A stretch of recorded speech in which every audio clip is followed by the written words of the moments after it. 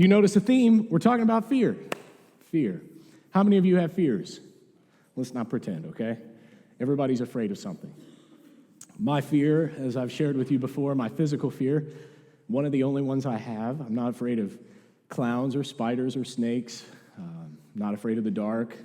But I am afraid of murky lake water because snapping turtles could bite my toes. My uncle took me fishing one time when I was a kid, tied chicken gizzards under the john boat, and when we got back, there were a couple snapping turtles hanging on. And I thought, that little chunk of chicken gizzard is a lot like my big toe. And I've never been able to forget it. And then after sharing that, Bill Casey told me one time that he got his finger chopped off by a snapping turtle. And I think they were able to save it and sew it back on, but it's kind of scary. So I thought, hey, that's a realistic fear. That's the thing about fear. Sometimes it's realistic. Some of you are afraid of heights. That's good, or else you might fall off a cliff and die. Some of you are afraid of, I don't know. What are you afraid of? The fridge? Did somebody say the refrigerator? I should be afraid of the refrigerator. I'm more afraid of Kylie's cooking. It's too good. You could tell her I said so. All right, what else? The dark, okay, because you don't know what could be in the dark, right? Claustrophobia, tight spaces. Yeah, you may run out of oxygen. That's sort of realistic. There's some things that at least we could admit are healthy fears. What about fear of really, really high speed? So I'm talking if you were in a car without a seatbelt going 200 miles an hour, you'd probably be a little afraid. Why? Because if you hit anything, you're through the windshield, you're toast, right? That's a healthy fear, that sense of, at least physiologically speaking, that sense of worry or anxiety that takes over. Sometimes it's a tactic of the body to protect itself. And that's not an unhealthy thing. But there are plenty of fears that we would argue are not healthy. Fears that are unfounded, fears that are unrealistic even. And then there are those psychological, emotional sort of fears that hinder us from living as the people we are meant to be.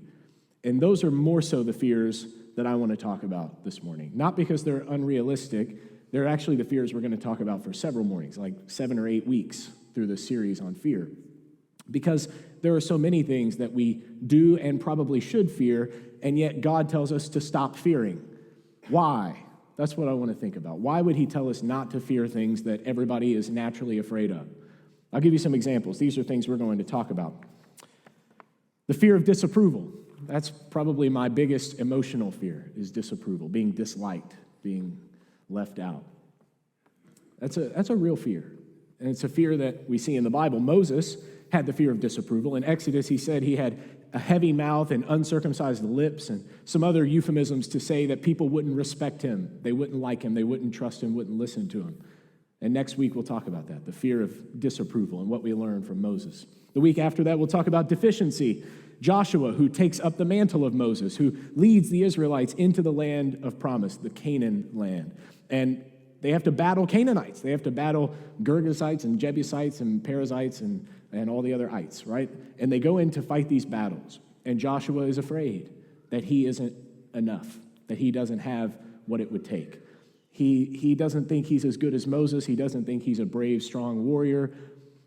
And so he feels deficient.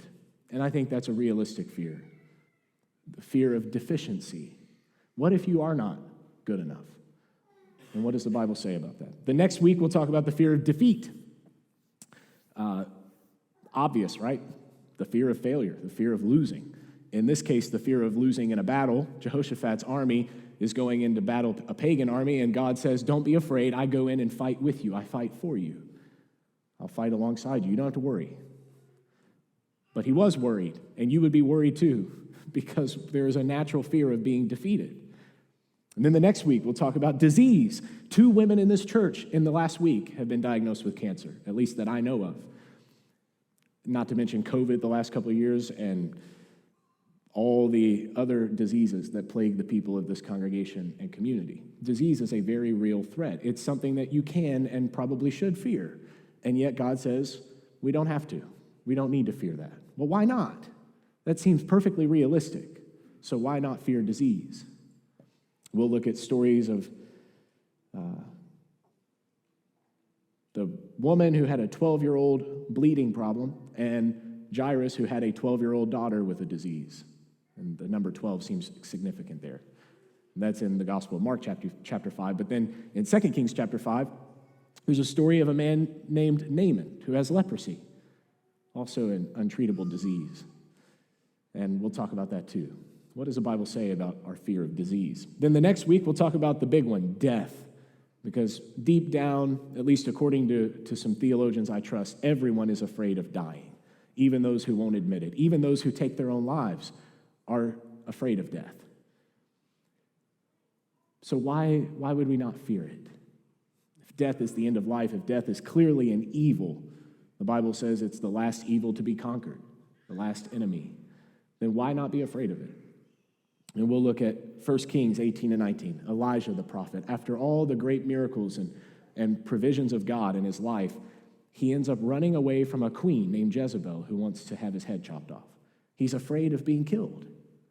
He wasn't afraid to stand up to false prophets and to do many mighty works for God, but when his own life is at risk, when he thinks he really could be killed, he runs and hides in a cave. Why? What can we learn from Elijah? The next week, we'll talk about disaster. They're all D's, okay? I did some alliteration, which the last one I'll show you, I had to do a sneaky trick there because I couldn't think of a D. Disaster. We're afraid of disasters. Right now, many of you are afraid of economic disaster. You talk about it, you post about it, you share other people's posts about it. You can't go anywhere right now without hearing people talk about the economy and money and cost of goods and the cost of gas because people are worried. They're afraid of economic disaster. But we're also afraid of natural disasters. And again, rightfully so. The economy is seemingly crashing right before our eyes. If it doesn't, I think we'd all be a little surprised in 10 years. And we also see the world caving in around us with more and more natural disasters all the time on the news. And then there's, of course, the end times prophetic stuff that people go on and on about on, the televangelists and people like that. So they're connecting the dots to the end of days, and there's just a lot of things that create a fear tactic, that scare people, the fear of disaster. And we'll look at the cities of Sodom and Gomorrah, upon whom disaster came swiftly, and we'll think how we might be righteous people even in the midst of disaster, and how we could rise above fear. And then the last one is divine judgment. I looked up synonyms for judgment. There were none that started with a D, not one. So I went with divine judgment. I think, especially if you're from this region of the country and you've grown up in church, then you have a fear of divine judgment. You are afraid that God will not accept you, that God will reject you, will punish you, hurt you, throw you in hell. You have a fear that God is the one punishing you right now with whatever issues you face. And perhaps you were told that by a well-meaning preacher who is spiritually abusing you without anyone knowing it, or perhaps you've read the Bible incorrectly out of context and you think that's what God does. He hurts you. But I hope you understand that's not the nature of God, to hurt his children. His nature is to love them and heal them and help them. And even when you think it might be hurting, it's discipline to strengthen you and shape you in a way that will benefit you. He is better than any earthly parent. And so we have to overcome this fear of divine judgment and understand the love of God. So these are all the things that we're going to cover over the next weeks. By a raise of hands, let me know if you're interested in that, if you think this is a series you want to hear. You can be honest. Okay, that's a lot of people. All right, Kylie was the one who told me to do this, and she helped me come up with the list, in fact. She said, I think you need to talk about fear. And I did joke a couple of years ago, every worship song on the radio was about fear. I mean, at least every other song was about fear.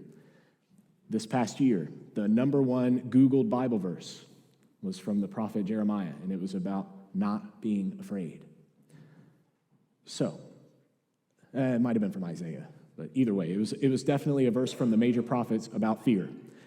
And the point is, people are afraid, and people are trying to figure out how to overcome fear. Even just singing that last song, that we are no longer slaves to fear, we are children of God. I saw more people raising their hands and saying amen than I normally do during any song. Why is that? Why do we resonate with this idea of overcoming fear?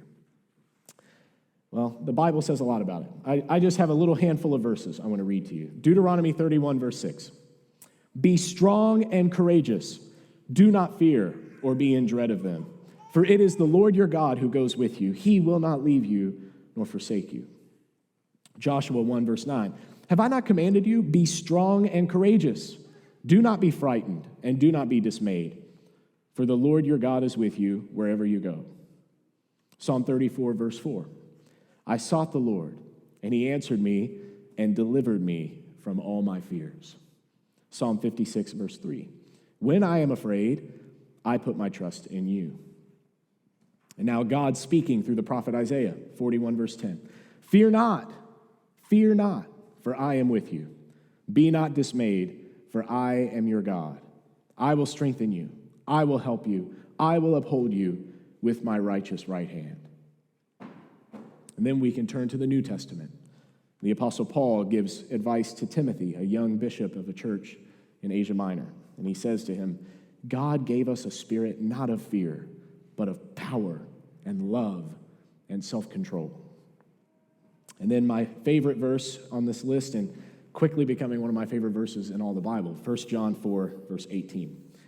There is no fear in love, but perfect love casts out fear. I'll read that part again. There is no fear in love, but perfect love casts out fear. For fear has to do with punishment, and whoever fears has not been perfected in love. Do you believe that's true? And if so, why don't you live as if that's true? And the answer is because perfect love is still driving out our fears. Who is perfect love? It's God.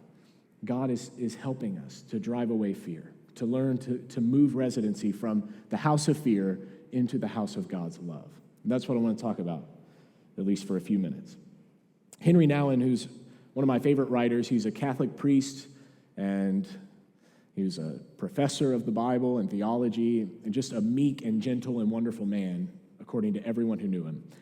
He wasn't American by birth, but he traveled through America and Canada, often teaching and preaching in many churches.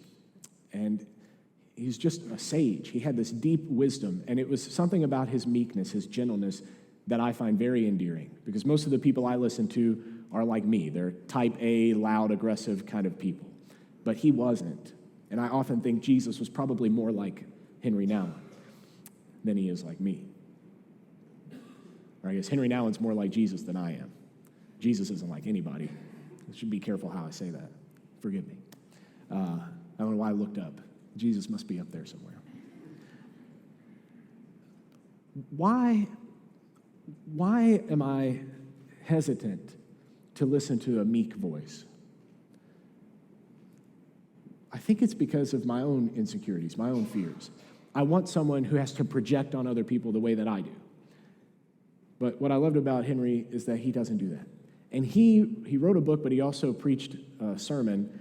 It was life-changing for me. And he talked about leaving the house of fear for the house of love. And he, of course, was talking about the Father's house in the Gospels, when Jesus says, in my Father's house, there are many rooms, many places for you to live, for you to dwell.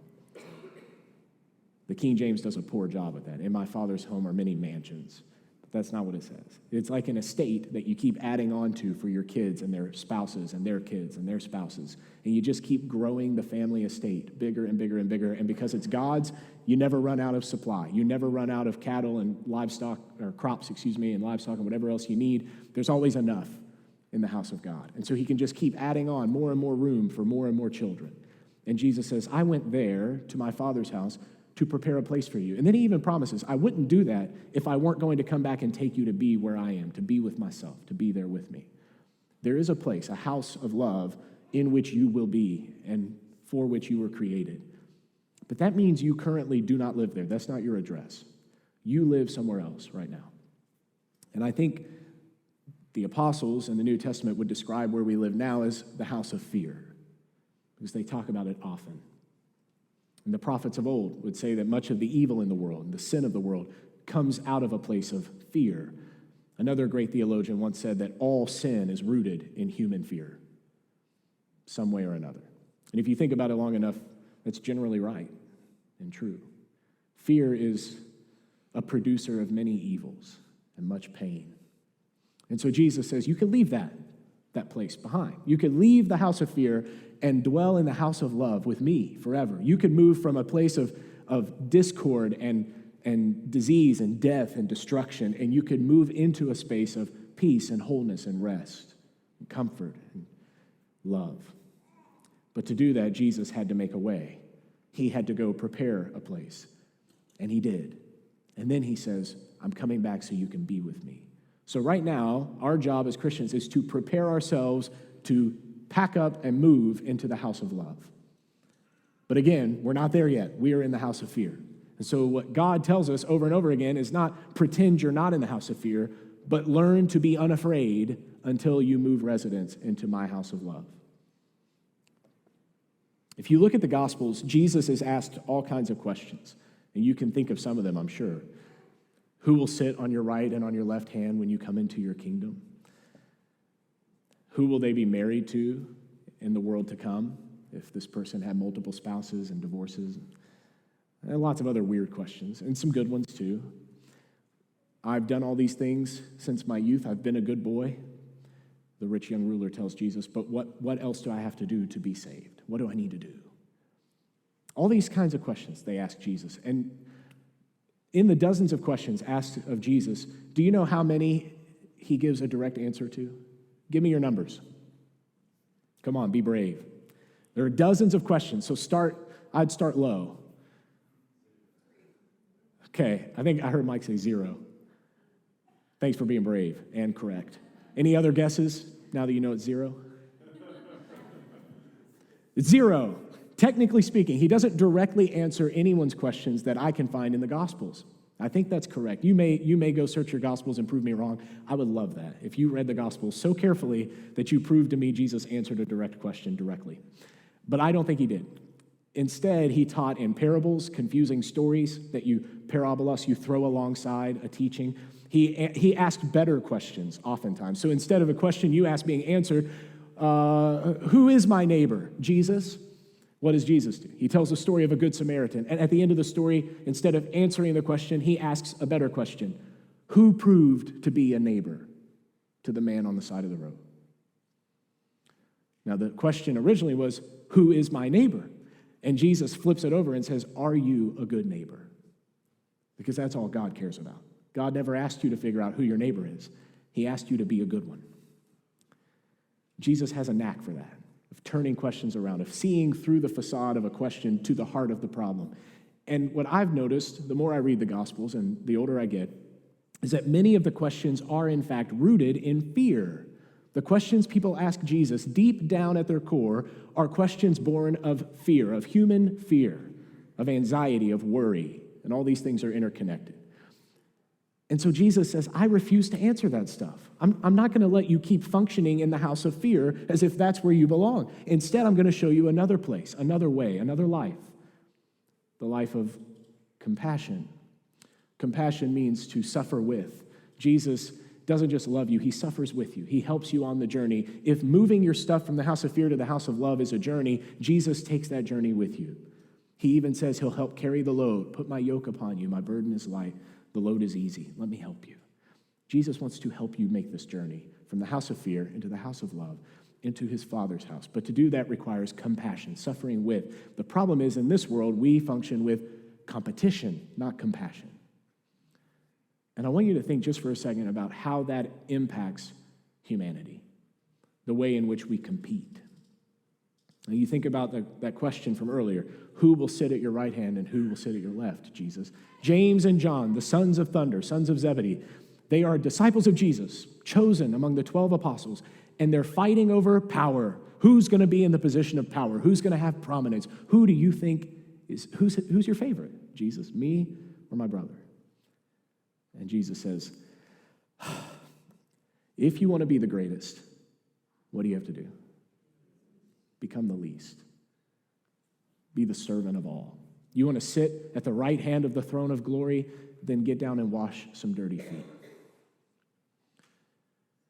Because he saw through the question. He saw that deep within it, there's a spirit of competition born of fear. Fear of not being the favorite, fear of being overlooked, fear of being second best. And Jesus doesn't give in to that junk. He says, no. Let me show you a better way.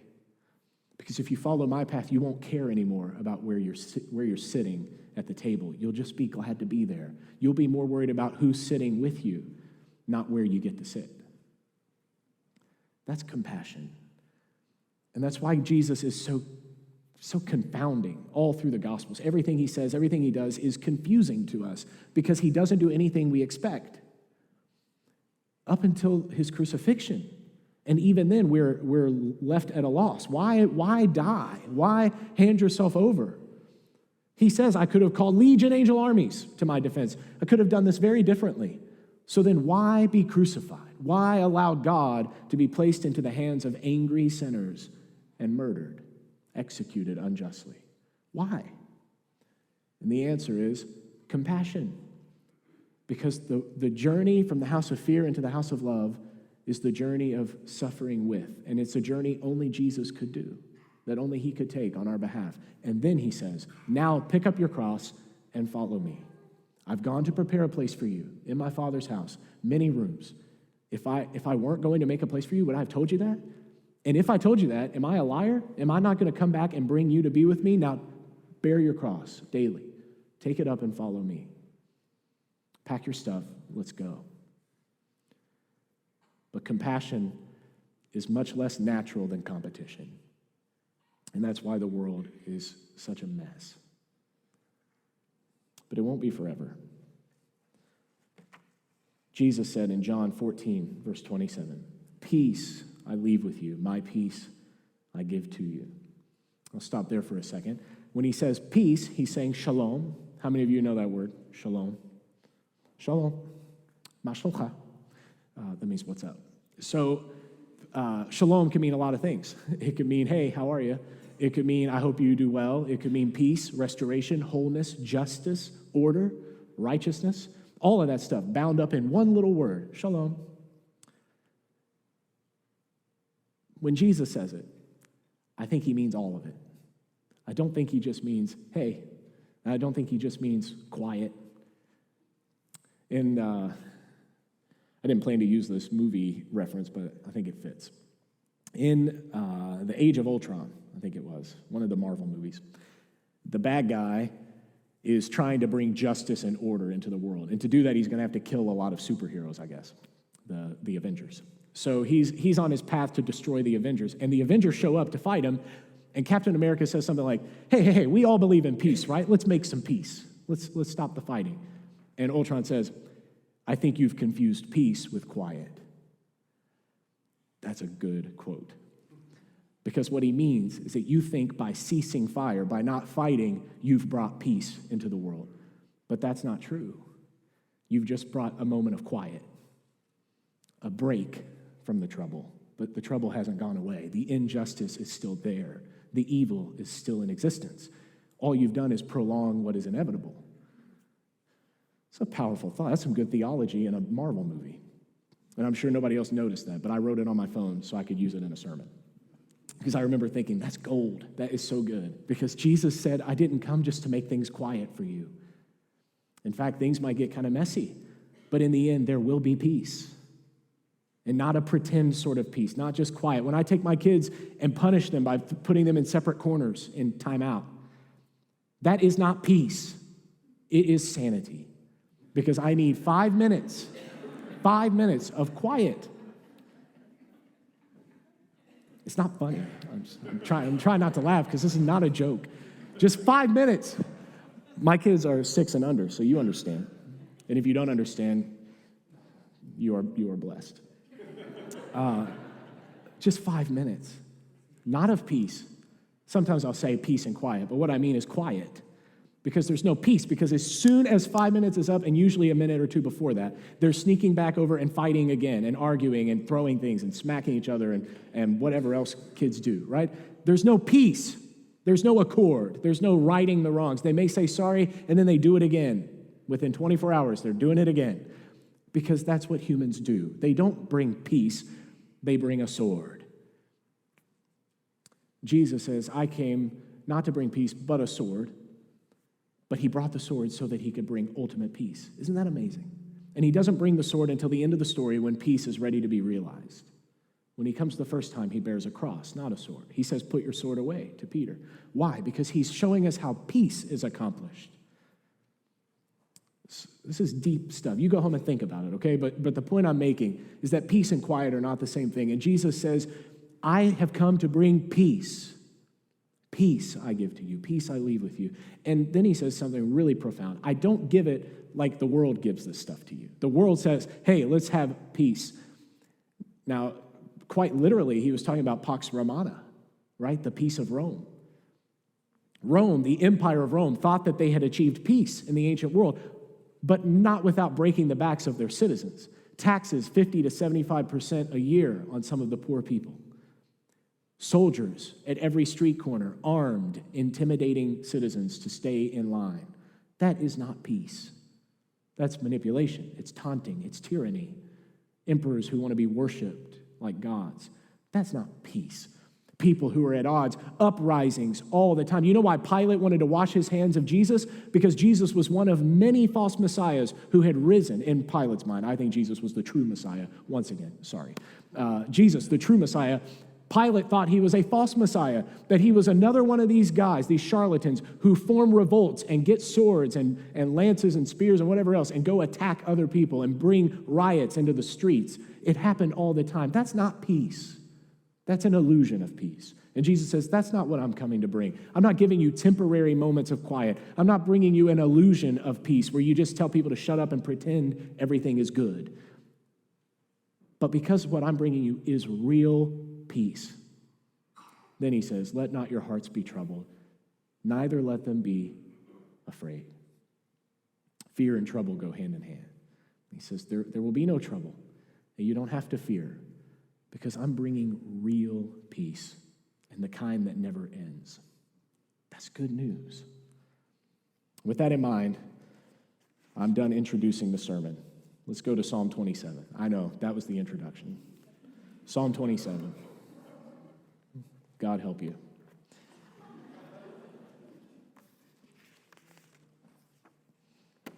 This is a psalm of King David. It'll be on the screen if you don't have a Bible with you.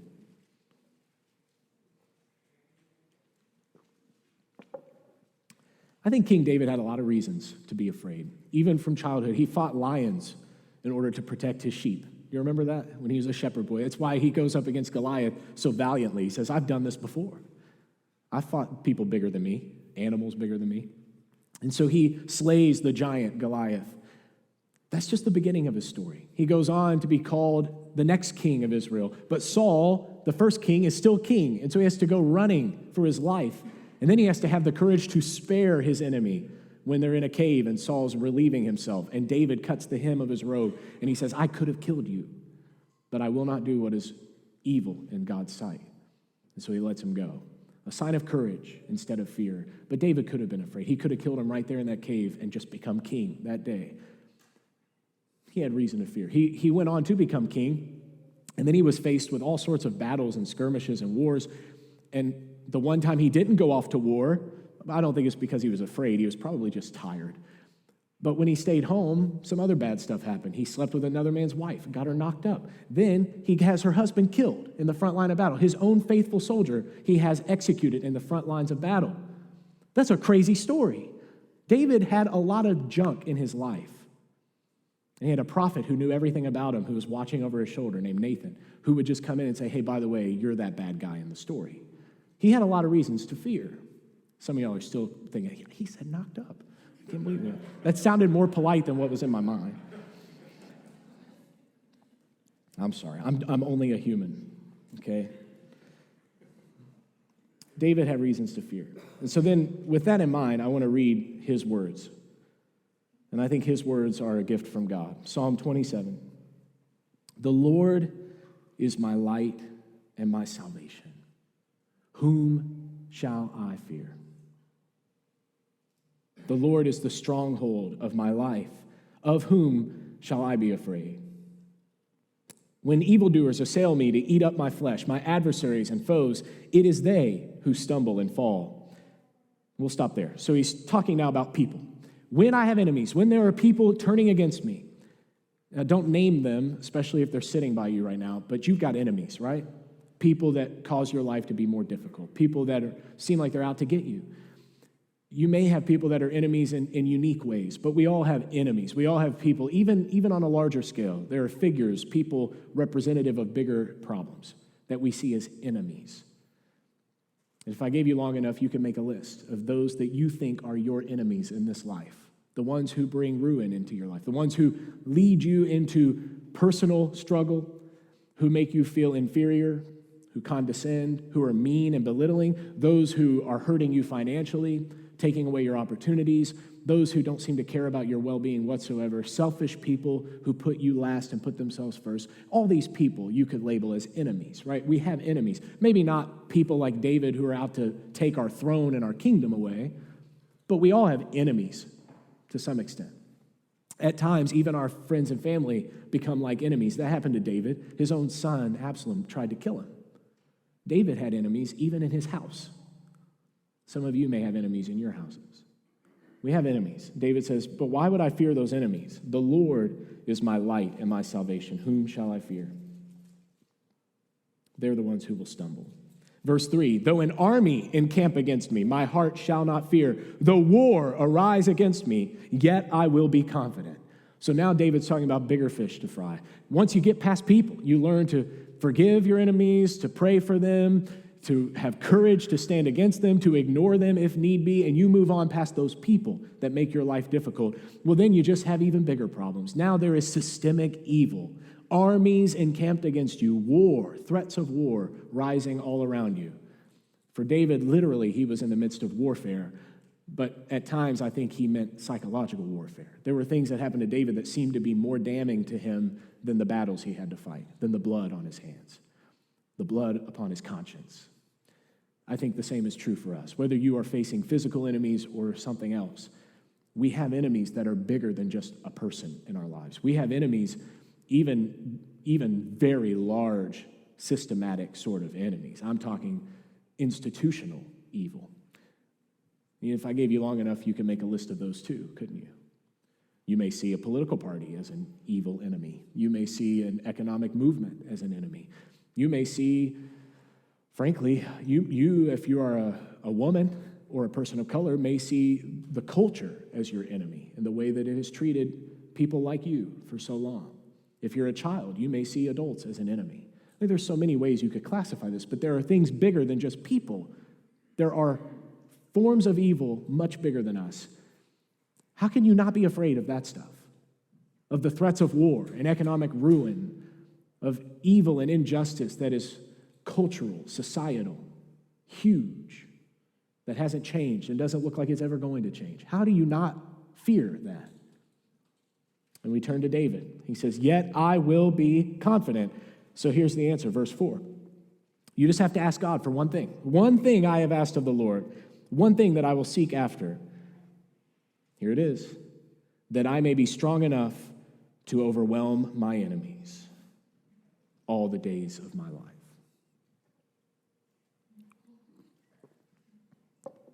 Sorry, I misread that. That I may dwell in the house of the Lord all the days of my life. That's the ticket. That's the secret. The way of overcoming fear is to move to a new house. Yes. Just like Jesus said, in my Father's house, I've gone there to prepare a place for you. There's plenty of room for you. The house of love, the house of compassion. In the face of fear, in the face of competition, when ruin is all around, when destruction is breathing down your neck, when evil has come against you, David says, all I need is to move into God's house. Why? Because if I'm in God's house, sorry I keep asking these rhetorical questions. Why? Well, I just assume you're asking. Because if I'm in God's house, thanks, Rob. If I'm in God's house, what could get me? Who could get me? Who could hurt me? Who could take my life? And even if they take my life, he could just raise me back from the dead. We're talking about God, the God, creator of the universe, sustainer of all things. all loving and kind and good and merciful.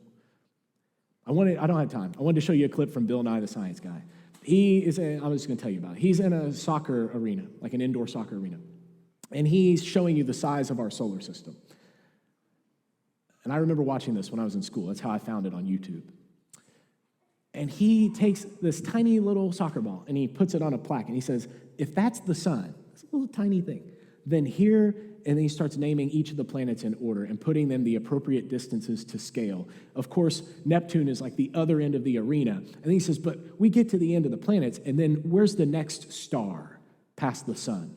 And he gets in a car and he pretends to drive 700 kilometers. That's like 7 hours on the highway. He pretends to drive 7 hours away and then shows us this tiny little dot and says, there's the next star in our solar system. And if you tried your whole life traveling light speed to get there, you wouldn't make it before you died. From birth to death, you'd never make it. From Earth to that star. And then he says, and that's just the next star in our solar system, which is inside of our galaxy, which is inside of a universe we have hardly ever understood or explored. And immediately I thought, God made that? God, even as a child, I thought, God is bigger than that? Of whom shall I be afraid if my God can make that? But he's not just big, he's powerful. He raises the dead to life. He moves mountains, fills oceans. He stills storms. He changes hearts. And he's not just powerful, he's good. He's goodness and love. It says, while we were still enemies, Christ died for us. Even the people who hated him, he said, Father, forgive them. They don't know what they're doing. He's so good. He's so patient. He's so kind. And David says, if I have a God like that, who is the only true God, the only wise God forever, if that's my God, what should I be afraid of? If I move into his house, there's nothing, no one and nothing that could ever threaten me again. And so then I think about Jesus, who is the son of David, the great king of all kings, who will be a better king because unlike David, he has no fear. Why was Jesus a better king? He didn't have more money than David. He didn't build a temple like David and Solomon. And don't mistake that Solomon built a temple with his daddy's stuff. David saved up all the stuff and was ready to build the temple, but Solomon got to build it. But David basically built the temple. So between David and Solomon, built a temple. Jesus didn't even fix the temple. They are the second temple period, the Herod's temple, the Herodian temple, and it was junk compared to Solomon's. And now just one wall of that is remaining, and people still revere it, the Wailing Wall, the Western Wall. Jesus didn't fix anything. He didn't form a military coup against Herod or against Rome itself, against Caesar. His followers abandoned him. His friends stabbed him in the back. The only people who came to his grave right away were women who had no reputation or believability in the ancient world. What would make Jesus a greater king? If not, that morally, of course, he's perfect, but second to that, he is fearless. Was and is fearless. What makes Jesus better is that he could do all of that and still be the greatest king of all time because he had no fear. He was unafraid. Think of how that impacted his relationships. He was friends with people. I've been friends with people my whole life, and I feel like I still don't know them very well. Jesus was friends with people for like 1 to 3 years maybe, and then he died, and those people died for him. They believed him so fully, trusted him so completely, that they gave their lives in service to his cause. What kind of friend is that? That's a friend who has no fear, because fear is an enemy to intimacy. In marriages and friendships, parenting, fear prohibits intimacy. There's no deep trust. There's no deep connection and love between people who are afraid. If you're afraid of being rejected, afraid of being yourself and then not being appreciated for being yourself, if you're afraid of being left behind, abandoned, and it happens. All those things happen to people. They are realistic fears, but they prohibit intimacy. You will never have the kind of love you could have with people if you are afraid. And you will never have it with God if you are afraid. But Jesus wasn't.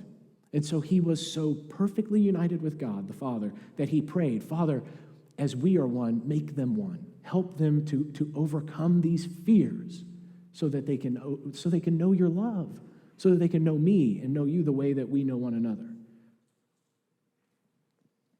Jesus prayed for that. He cared deeply about it. So it doesn't matter what people or powers we're up against, what we could be afraid of, we have to get past all of that. And it is a journey. Let's read the rest of it real quick. Okay, we got time. For he will hide me in his shelter, verse 5. He will hide me in his shelter in the day of trouble. He will conceal me under the cover of his tent. He will lift me high upon a rock. And now my head shall be lifted up above my enemies all around me. And I will offer in his tent sacrifices with shouts of joy. I will sing and make melody to the Lord. What do you do when God moves you into his house? You worship, you praise, you give thanks. Hear, O Lord, when I cry aloud. Be gracious to me and answer me. You have said, seek my face. My heart says to you, your face, Lord, do I seek. Hide not your face from me. Turn not your servant away in anger. O you who have been my help, cast me not off, forsake me not, O God of my salvation. This is pretty powerful. For my father and my mother have forsaken me, but the Lord will take me in. Think about that. That's about as low as it gets. When the people who are supposed to love you the most, your own parents, when they forsake you, when they say, even here, there is no home for you, get out. God still has a place for you. That's amazing. Teach me your way, O Lord. Lead me on a level path because of my enemies. Give me not up to the will of my adversaries. For false witnesses have risen against me, and they breathe out violence. But I believe that I will look upon the goodness of the Lord in the land of the living. Wait for the Lord. He says wait because he knows he's got to be taught. That's what verse 11 says. Teach me your way, lead me on a level path. He knows this is a journey. It is a journey of compassion, of suffering with, bearing your cross, moving from the house of fear into the house of God's love. And it is a journey, and it is a difficult journey, but it is a necessary journey. And it is one that every Christian is called to undertake with the help of Christ, with the power of the Holy Spirit, to move from fear into the house of love. And so he says, I have to wait for God. I can't just go out and do it. God will have to lead me. He will have to take me by the hand. Be strong. In the meantime, there's still stuff that you're going to be afraid of. And so you have to rise above it. Be strong. Let your heart take courage. Wait for the Lord. And so in Psalm 27, the word of the Lord. Thanks be to God. David is a really impressive poet. Some of the Psalms that he wrote are some of the most beautiful things I've ever read. And it's like the more you read them, the more you hear, the more you want to say. And even as I preach sermons, I read stuff and think, now I want to say this. I didn't notice that before, but there's no time. There's no time. I guess what I want to say is be strong, be courageous, wait on the Lord, because God is moving you from where you are now in this place of fear and competition into his loving presence, into his house, a place of compassion and peace. We don't see the end from the beginning. We're still on the journey, but we see recognizable patterns. Help me out here. 2, 4, 6, 3,004. You were close.